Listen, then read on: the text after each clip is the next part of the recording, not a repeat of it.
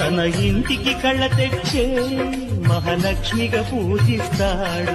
తన కంటికి వెలుగిచ్చే మణిదీపం నీవంటాడు ఈ పుత్తడి బొమ్మ. తన ఇంటికి కళ్ళ తెచ్చే మహాలక్ష్మిగా పూజిస్తాడు.